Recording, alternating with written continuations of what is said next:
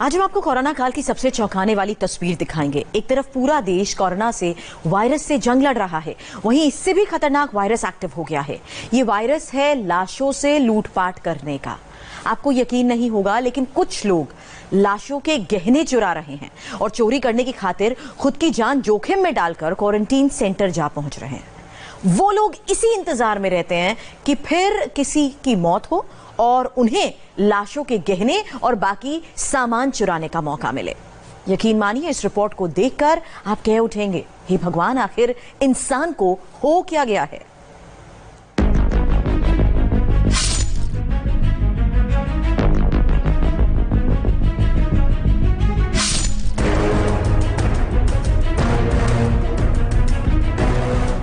क्या कोई ये सोच सकता था कि हम एक दिन उस दौर में पहुंच जाएंगे जहां लोग कफन में लिपटी लाशों के सामान चुराएंगे? जो अब तक फिल्मों में होता था वो सच में हुआ है।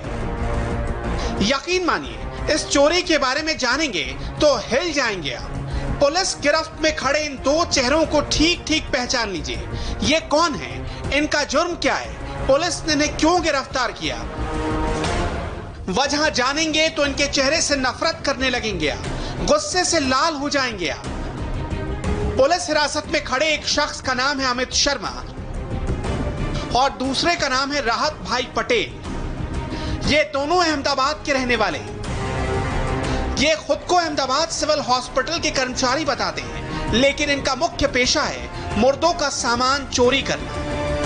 अहमदाबाद के ही सिविल हॉस्पिटल में शवों से गहने चुराने के आरोप में इन दोनों युवकों को गिरफ्तार किया गया है। कहानी सिर्फ चोरी तक खत्म नहीं होती। इस चोरी के पीछे षड्यंत्रों का बहुत गहरा जाल बुना गया है। अहमदाबाद के सिविल अस्पताल में ये कुछ महीने पहले कॉन्ट्रैक्ट पर काम करते थे। ये अस्पताल के सैनिटाइजेशन के काम में लगे हुए थे, इसलिए अस्पताल के कोने कोने से वाकिफ थे।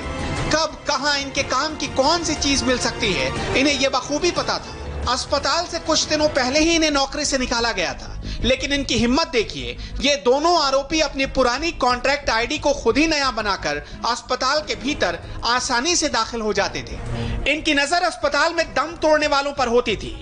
उनकी लाशों से ये कीमती गहने चुराया करते थे। कुछ दिनों पहले भी इन्होंने ऐसी कोशिश की। कोरोना से मरने वाले एक मरीज के सारे गहने गायब कर दिए, लेकिन इस बार मामला उल्टा पड़ गया। शाहीबाबाग पुलिस को कुछ लोगों ने शिकायत कर दी। पुलिस ने अस्पताल का सीसीटीवी फुटेज खंगाला। इन दोनों से पूछताछ शुरू हुई और पुलिस के डंडे ने इनसे सच उगलवा ही लिया। कैसे ये दोनों पूरी साजिश रचते थे, खुद पुलिस से समझिए।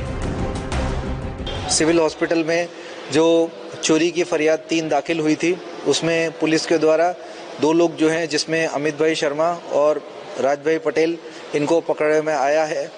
ये लोग अब इनकी ड्यूटी ना होने के बावजूद पुराने कॉन्ट्रैक्ट के आईडी कार्ड के ऊपर सिविल हॉस्पिटल में जाते थे और इन्होंने कबूला भी है कि डेड बॉडी से इन्होंने जो ज्वेलरी आइटम है वो ली थी।